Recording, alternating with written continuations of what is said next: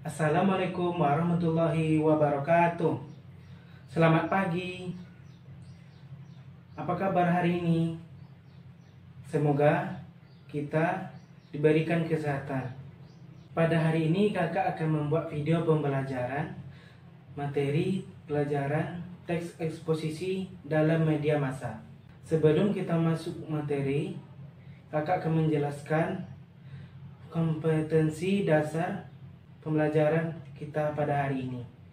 Yang pertama yaitu menyimpulkan isi teks eksposisi berupa artikel ilmiah populer dari koran dan majalah yang diperdengarkan dan dibaca. Yang kedua yaitu menelaah isi struktur teks eksposisi berupa artikel ilmiah populer dari koran dan majalah yang diperdengarkan atau dibaca.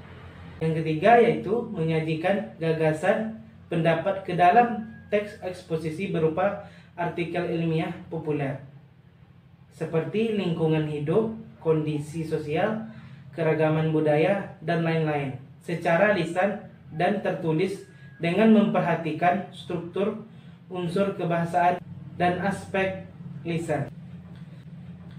Selanjutnya, tujuan pembelajaran kita pada hari ini yaitu siswa mampu menyimpulkan isi teks eksposisi berupa artikel ilmiah populer dari koran dan majalah yang diperdengarkan dan dibaca. Selanjutnya, tujuan pembelajaran kita pada hari ini, siswa mampu menelaah isi dan struktur teks eksposisi yang diperdengarkan atau dibaca. Siswa mampu menyajikan gagasan pendapat ke dalam teks eksposisi berupa artikel ilmiah populer secara lisan dan tertulis dengan memperhatikan struktur, unsur kebahasaan, dan aspek lisan.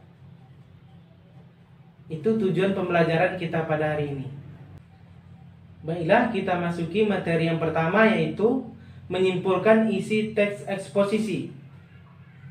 Yang pertama yaitu gagasan umum sebagai dasar penyimpulan isi teks eksposisi. Ternyata gagasan umum ini ialah sebagai dasar penyimpulan isi teks eksposisi. Apa itu gagasan umum? Gagasan umum atau gagasan utama atau ide pokok merupakan gagasan yang menjadi dasar pengembangan suatu paragraf. Keberadaan gagasan umum suatu teks atau paragraf dapat diketahui setelah membaca teks itu secara keseluruhan.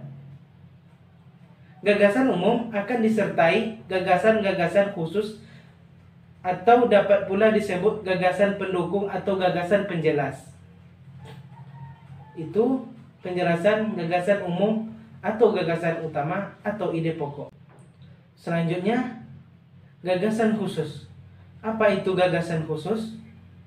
Gagasan khusus adalah kalimat yang menjadi ide pokok suatu paragraf atau bacaan. Kakak akan memberikan contoh perbedaan gagasan umum dan gagasan khusus pada sebuah kutipan teks.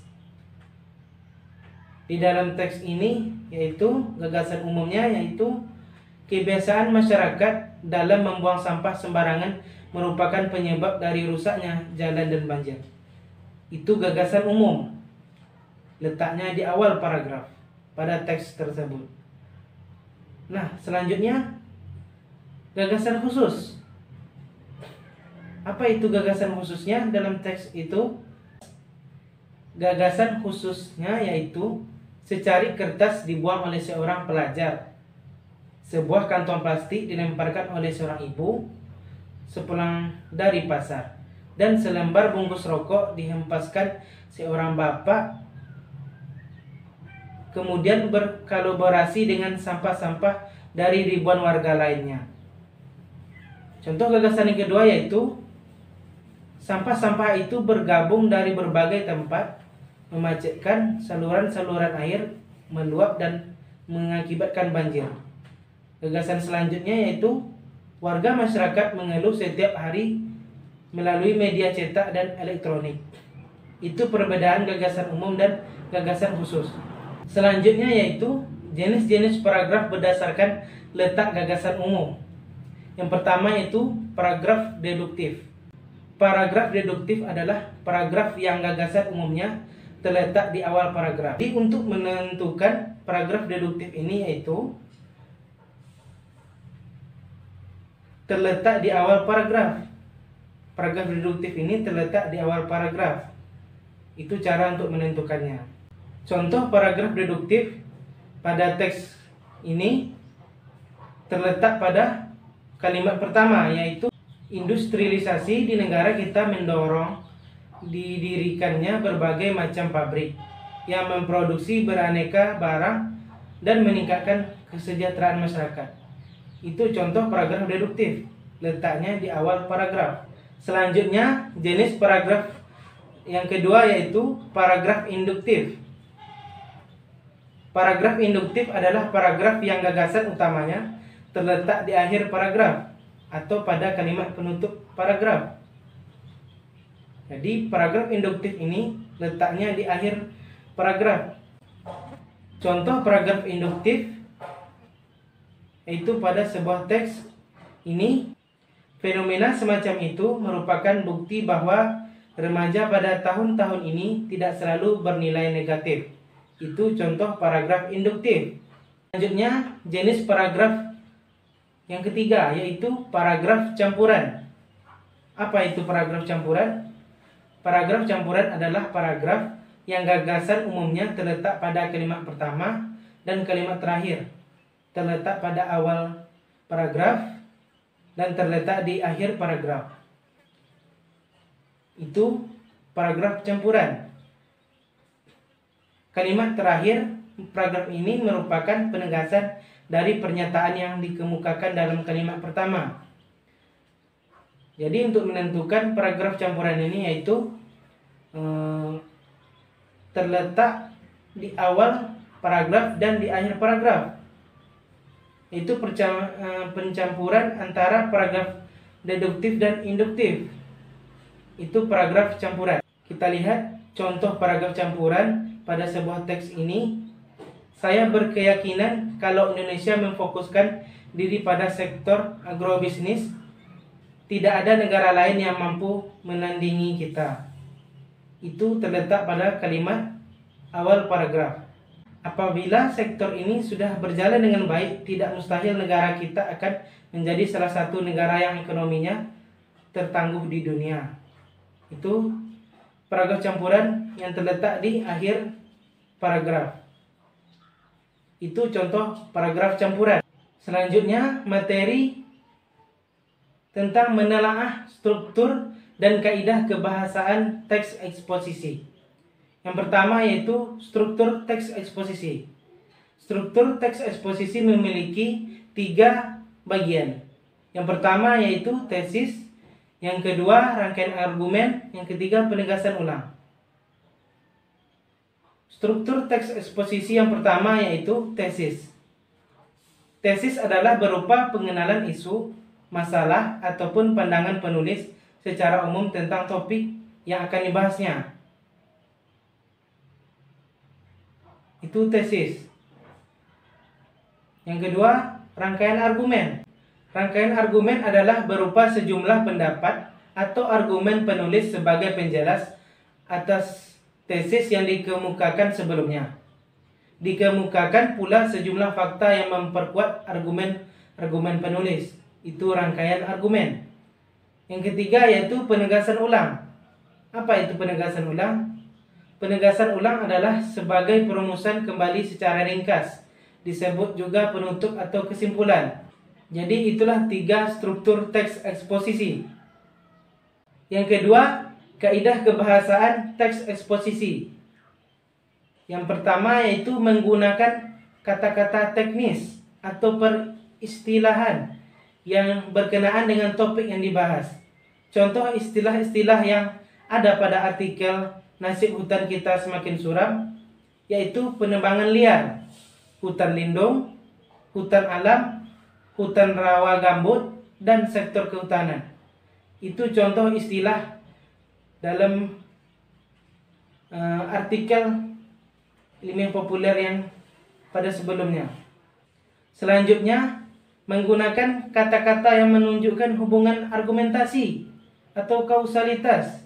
Contoh kata argumentasi ialah misalnya jika, sebab, karena, dengan demikian, akibatnya, dan oleh karena itu. Dan kata kronologis atau keterangan waktu yaitu sebelum itu, kemudian, pada akhirnya, sebaliknya, berbeda hal, dan namun. Itu kata-kata istilah dari kata argumentasi. Selanjutnya menggunakan kata-kata kerja mental.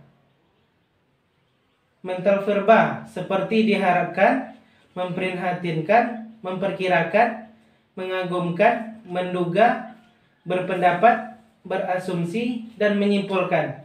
Itu contoh kata-kata kerja mental. Selanjutnya menggunakan kata-kata perunjukan seperti berdasarkan data, merujuk pada pendapat. Itu contoh kata-kata perunjukan. Selanjutnya menggunakan kata-kata persuasif seperti hendaklah, sebaiknya, diharapkan, perlu, dan harus. Teks eksposisi lebih sering menggunakan kata-kata denotatif, kata yang bermakna sebenarnya. Jadi itulah kaidah kebahasaan teks eksposisi. Materi selanjutnya yaitu menyajikan teks eksposisi. Ada beberapa langkah-langkah penyajian teks eksposisi. Yang pertama yaitu menentukan isu ataupun masalah yang akan dibahas. Jadi, langkah-langkah penyajian yang pertama yaitu menentukan isu ataupun masalah yang akan dibahas dalam sebuah karangan artikel. Yang kedua yaitu membaca berbagai sumber yang berkaitan dengan isu yang dipilih, melakukan sejumlah pengamatan lapangan. Jadi setelah menentukan sebuah masalah, langkah selanjutnya yaitu melakukan sejumlah pengamatan di lapangan. Langkah penyajian teks eksposisi yang ketiga yaitu mendaftarkan topik-topik yang berkaitan dengan isu atau permasalahan berdasarkan hasil-hasil membaca dan langkah-langkah pengamatan. Selanjutnya, menyusun kerangka karangan, struktur teks eksposisi. Jadi langkah selanjutnya yaitu membuat sebuah kerangka karangan seperti struktur teks eksposisi yang 3 tadi, yaitu tesis, argumentasi, dan penegasan ulang.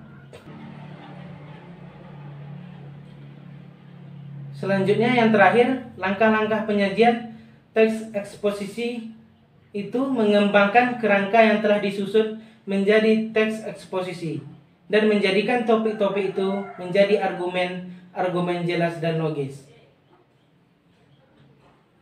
Jadi itulah langkah-langkah penyajian teks eksposisi. Sekian materi kita pada hari ini tentang teks eksposisi. Cukup sekian materi kita pada hari ini. Terima kasih atas perhatiannya. Assalamualaikum warahmatullahi wabarakatuh.